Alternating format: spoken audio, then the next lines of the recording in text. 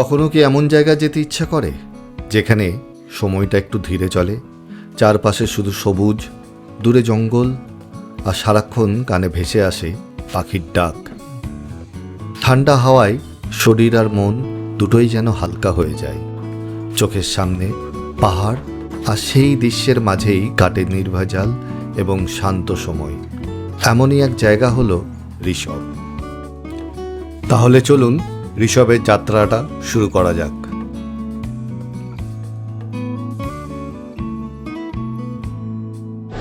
তো বন্ধুরা, আমি আবার একটা নতুন ভিডিও নিয়ে চলে এসেছি।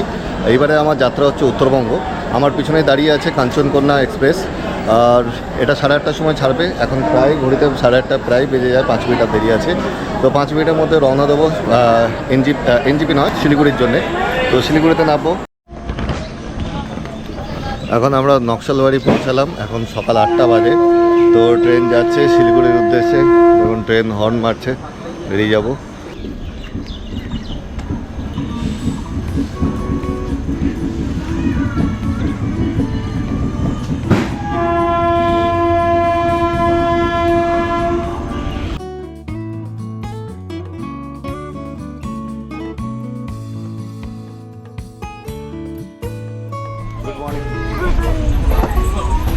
गुड मॉर्निंग दीदी।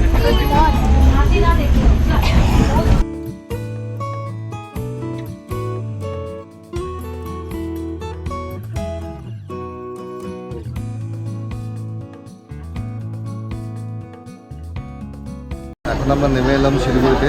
এখন টাইম হচ্ছে সকাল 8:30, আর এবার এখান থেকে স্টেশন থেকে বেরোবো। গরম সেরকমভাবে ছিল না, তো চলুন বাইরের দিকে যাওয়া যায়।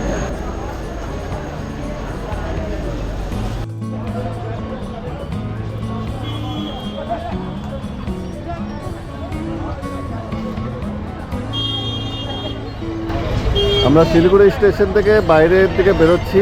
এখানে প্রচুর টোটো আছে, শেয়ারিং গাড়ি টাড়ি আছে। এখান থেকে বাঁ দিক থেকে বেরোচ্ছি। প্রচুর খাওয়া দাওয়ার দোকান আছে। তো এখন মেন রোডের দিকে বেরোবো। পাশেই আপনার তেঞ্জিং নর্গে বাস স্ট্যান্ড আছে, ওখানটায় যাব। তেঞ্জিং নর্গে বাস স্ট্যান্ডের কাছ থেকেই আপনি কালিম্পং যাওয়ার জন্যে বাসে করেও যেতে পারেন, শেয়ারিং কারেও যেতে পারেন, বা কার রিজার্ভ করেও যেতে পারেন। আমরা বাসে করে গেছিলাম। আমাদের ভাড়া পড়েছিল জনপ্রতি 130 টাকা করে, এবং সময় লেগেছিল মাত্র 3 ঘন্টা। কালিম্পং পৌঁছেই আমরা একটা ঝটপট কার বুকিং করি ঋষভ যাওয়ার জন্যে। এখন আমি দাঁড়িয়ে আছি 17 মাইলের। তো আমরা কালিম্পং থেকে একটা গাড়ি রেন্টে নিয়েছি। এই যে গাড়িটা, এই গাড়িটা আমাদেরকে ছাড়বে ঋষভে, এবং তার জন্য আমাদের ভাড়া নিচ্ছে 1400 টাকা। এই হচ্ছে আমাদের গাড়ি। হ্যালো।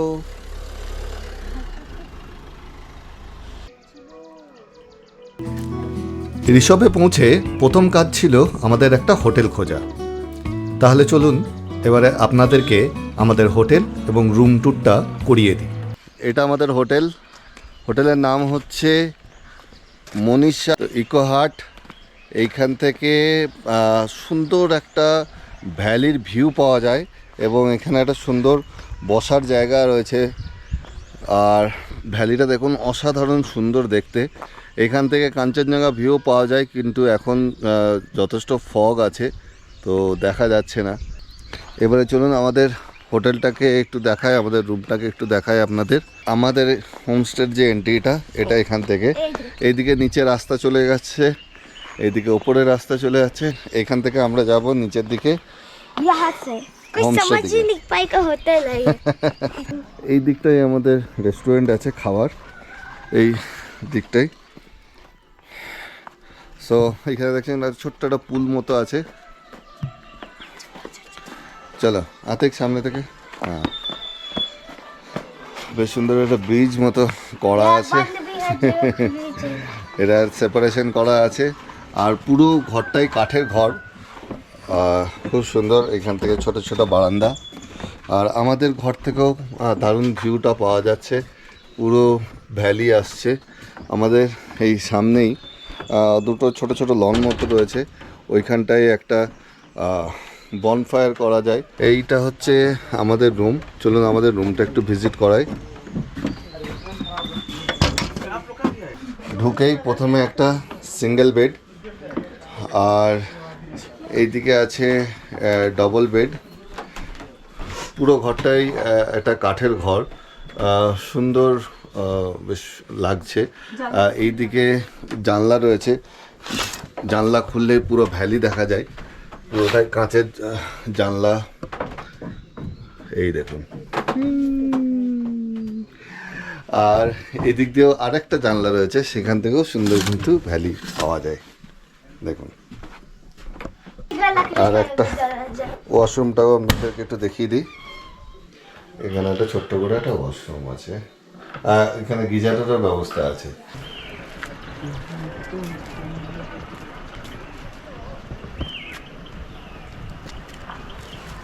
আজকে আমরা আছি ঋষভের এই যে ভিউ দেখছো আমার ঠিক সামনেই রয়েছে, পুরো পাহাড় হ্যাঁ, বহুত আচ্ছা ভিউ হ্যাঁ। ইয়েস, তো এখানে আই লাভ ঋষভের যে পয়েন্ট, সেই পয়েন্টটা এখানেই আছে। আর এইখানকার আমরা এসছি মোটামুটি 3:30 বেজে গেছিলো। তারপরে এখানে হোটেল নিয়েছি, হোটেল নিয়ে খাওয়া দাওয়া হয়েছে। তো এখন আমরা একটু জাস্ট হ্যাং আউট করার জন্যে, একটু সানসেট দেখার জন্য এইখানটা এসছে, এই ভিউ পয়েন্টে। এটা একটা ছোট্ট একটা ম্যালের মতো জায়গা লাগলো, আর আই লাভ ঋষভ আছে লেখা, এবং সেইখানটা রয়েছি। তো এই মুহূর্তে সামনে বড় একটা ভ্যালি আমি সামনে দেখতে পাচ্ছি, এবং পুরো ফগি আজকে ওয়েদার, তো সেইভাবে কাঞ্চনজঙ্ঘাটা দেখা যাচ্ছে না, বাট সূর্যর মামা কিছুটাও দেখা দিয়েছে, আর তাই একটু যেন ফগটা ক্লিয়ার হয়েছে। আর কলকাতার যে ভ্যাপসা গরম, সেটা থেকে এসে এইখানে যে এরকম ঠান্ডা থাকবে, এবং সে রীতিমতো আমাকে জ্যাকেট পরতে হয়েছে। তো মোটামুটি এখানে বলা যেতে পারে এই মুহূর্তে এটা মে মাসে আপনার প্রায় 20 ডিগ্রি সেন্টিগ্রেডের এখানে ঠান্ডা রয়েছে। তো রাতের দিকে তো আরও বেশি ঠান্ডা হবে, আর যদি বৃষ্টি পড়ে তো আরও বেশি।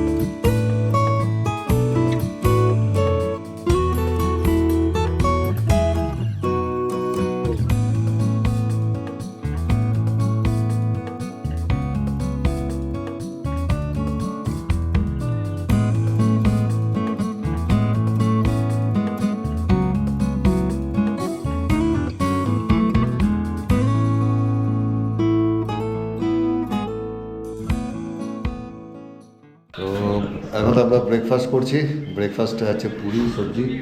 এখন ব্রেকফাস্ট করবো, তারপর আমরা ঘুরতে বেরোবো। আমরা এখন ট্রেকিং করে যাচ্ছি টুয়ার্ডস ঋষভ থেকে টিফিনদারার জন্যে। তো এই রাস্তাটা সোজা আপনার বেরিয়ে যাচ্ছে মেন রোডের দিকে, এবং এইখান থেকে বাঁ দিকে একটা কাট রাস্তা আছে, এইখান থেকে ওয়ে টু টিফিনদারা। তো টিফিনদারা ভিউ পয়েন্টের রাস্তা হচ্ছে এইটা। তো এখান থেকে একটু ট্রেক করব। ট্রেক করার জন্য এখানে লাঠিও দেওয়া রয়েছে, অনেকগুলো লাঠি ফেলা রয়েছে, যেটা খুব কাজে লাগবে দীপার জন্য এবং কিকির জন্য, আতিকের জন্য। তো ওরা এখন এখানে একটু রেস্ট নিচ্ছে, তারপরে আমরা আবার বেরিয়ে যাব।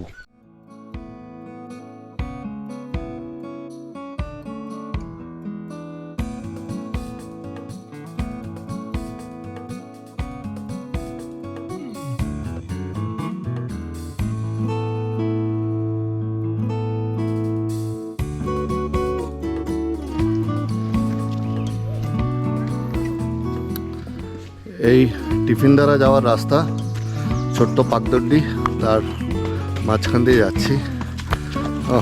ছেলের মধ্যে অনেক এনার্জি, একদম দৌড়ে দৌড়ে যাচ্ছে। টিফিনদারা ভিউ পয়েন্টে উপরে উঠছি, বেশ ভালো একটা হাইকিং হচ্ছে, সুন্দরভাবে একদম পাহাড়ের ভেতর দিয়ে রাস্তা, একদম সাইডে পুরো খাল, এবং ওই 3-4 ফুট চড়া একটা রাস্তার মতো বানানো রয়েছে, কাঁচা। বৃষ্টি হলে এই জায়গাগুলো খুব পিচ্ছল হবে, বাট যাই হোক বৃষ্টি হয়নি এখন। আজ আতিকের বার্থডে, আতিক চাইছে ও একদম পাহাড়ের টপে এসে কেক কাটবে, তাই এত কষ্ট করে আসা।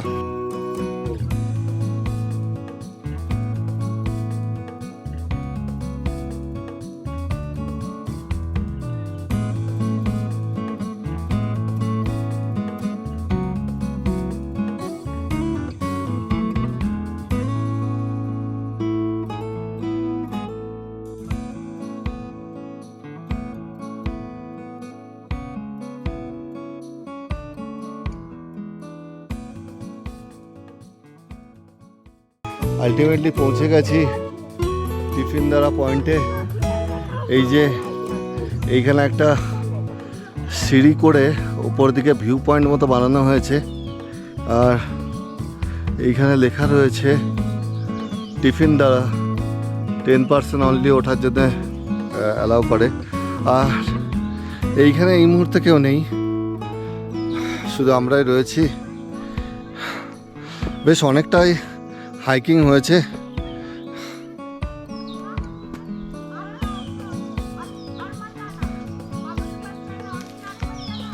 এখান থেকে ওপর থেকে দেখাচ্ছি আপনাদের ভিউটা।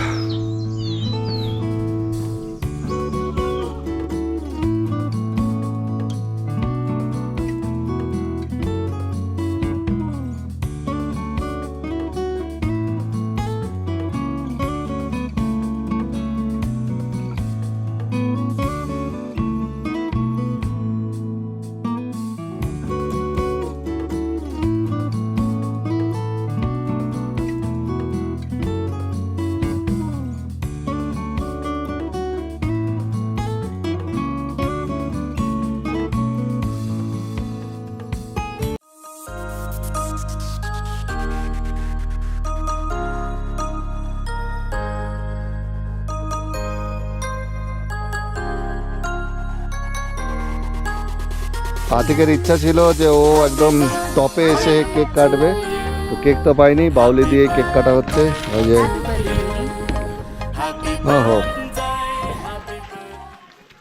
আমরা টিফিনদারা থেকে নেমে আসছি, এখনই এক পশলা একটু বৃষ্টি হয়ে গেল। তো রাস্তাটা দেখছেন যাওয়ার সময় শুকনো ছিল, বাট এখন ভিজে গেছে, একটু স্লিপারি হয়েছে, তাই আমাদেরকে দেখে সাবধানে করে চলতে হচ্ছে। আর নামতে অসুবিধা হচ্ছে না, নামাটা ইজি আছে। তো নিচের দিকে যাচ্ছি, খুব খিদেও পেয়ে গেছে, অনেকক্ষণ ধরে হাইকিং করলাম, তারপরে ওপরে উঠলাম, ওপরে উঠে অনেক ছবি টবি তুললাম, এনজয় করলাম ভিউটাকে, বেশ কিছুক্ষণ বসলাম, আর এবারে নিচে নেমে যাচ্ছি।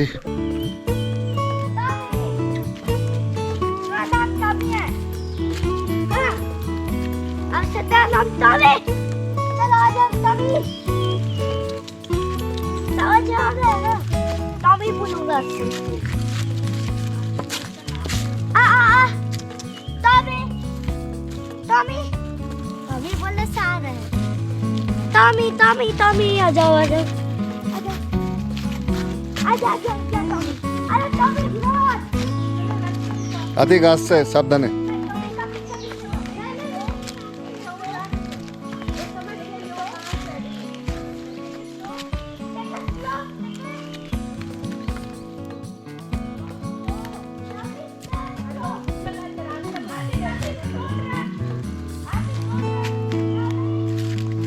দীপা, কেমন লাগলো টিফিনদারা হাইকিং করে?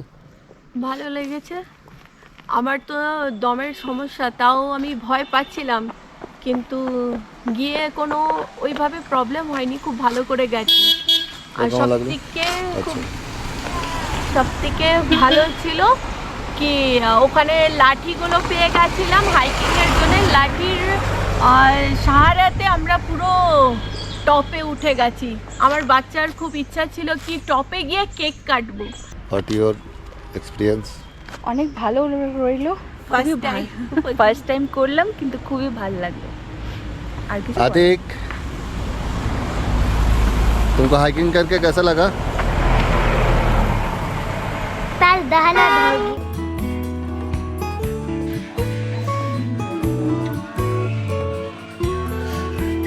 এটা একটা পটল আলুর সবজি, ডাল, ডিমের কারি।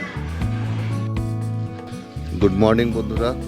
এখন এই মুহূর্তে আমি রয়েছি ঋষভে। আর ঋষভে এখন মর্নিং সকাল 6টা, সানরাইজ হয়ে গেছে, তবুও বেরিয়েছি যা দেখতে পাই। তো এখন আমি একটু মর্নিং ওয়াক করতে বেরিয়েছি, একটু নিচের দিকে যাব, রেবকের দিকে।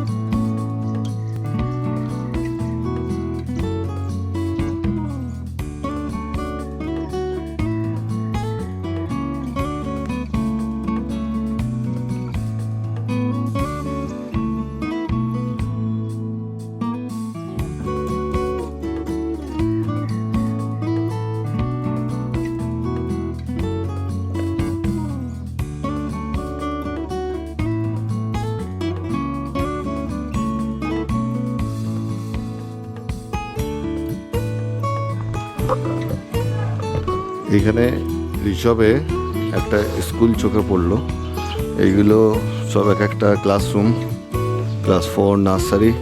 স্কুলের নাম হচ্ছে প্যারাডাইস নার্সারি স্কুল।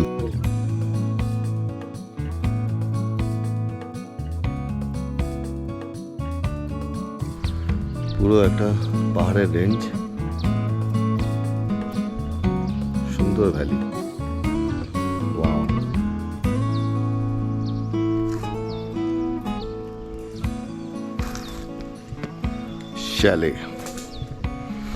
শ্যালে জায়গাটাও বেশ ভালো।